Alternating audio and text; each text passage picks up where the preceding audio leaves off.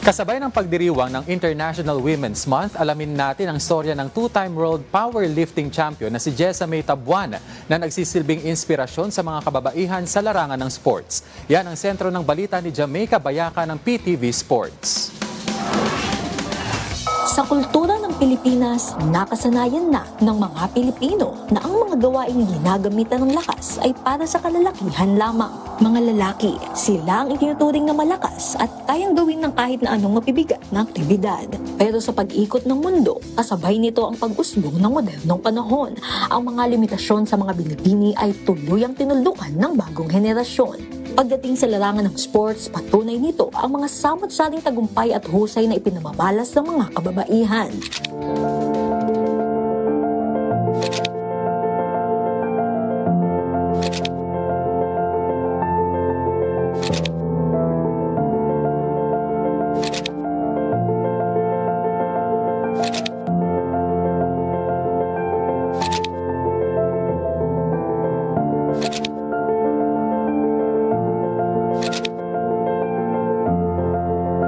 Isa ang 22 anyos na si Jessa May Tabuan sa mga nagsisilbing inspirasyon sa mga kabataan sa larangan ng powerlifting.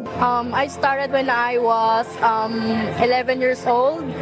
Na-influensyahan po ako ng tatay ko. So, ang first powerlifter sa aming family ay ang aking tatay. So, because of him, napunta ako dito sa sports na to at the age of 11. Then, from then, pinagpatuloy ko na po yung powerlifting journey ko po. Natutulungan nito ang pag-aaral ni Jessa mula sa mga natatanggap niyang government incentives at financial assistance. Pero aminado rin ng national athlete na hindi madali na pagsabayin ng pagiging estudyante at pag-ensayo bilang atleta. Kahit mahirap, patuloy ang pagpupursige ni Jessa para abutin ang kanyang mga pangarap at makapagtapos din ng pag-aaral. So for me, all I have to do is to encourage myself that I can do it all with my strength and also with God. Because I know nothing is impossible when it comes to our Lord. So, because of His help, nakakayanan ko siyang i-cope up sa pamamagitan ng faithfulness ko sa Kanya. So, yun naman yung way ko kung paano ko na-overcome itong mga challenges po na ito. Maraming beses nang binitbit ni Tabuan ang pangalan ng Pilipinas sa mga international powerlifting competitions.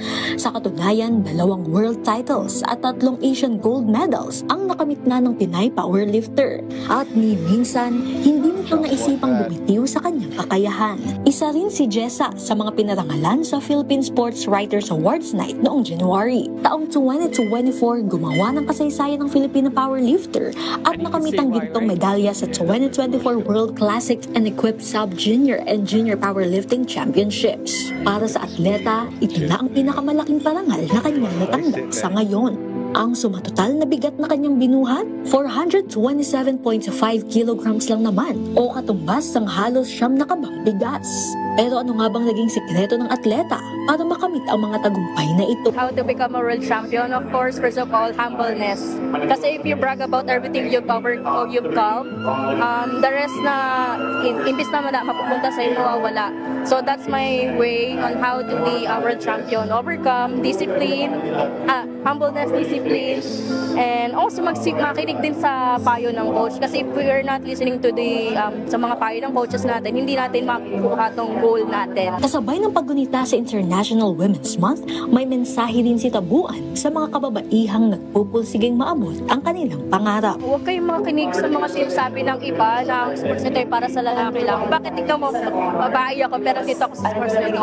Not because you're a woman, wala kang lakas. Gawin niyo lang yung best niyo, huwag kayong makikinig sa mga sinasabi nila. Isa lamang si Jessa sa mga kababaihang namamayagpag sa mundo ng powerlifting. Ang kanyang tagumpay ay nagpapatunay na kaya ring makipagsabayan ng mga kababaihan sa kahit na anong larangan. Jamaica Bayaka para sa Atletang Pilipino, para sa Bagong Pilipinas.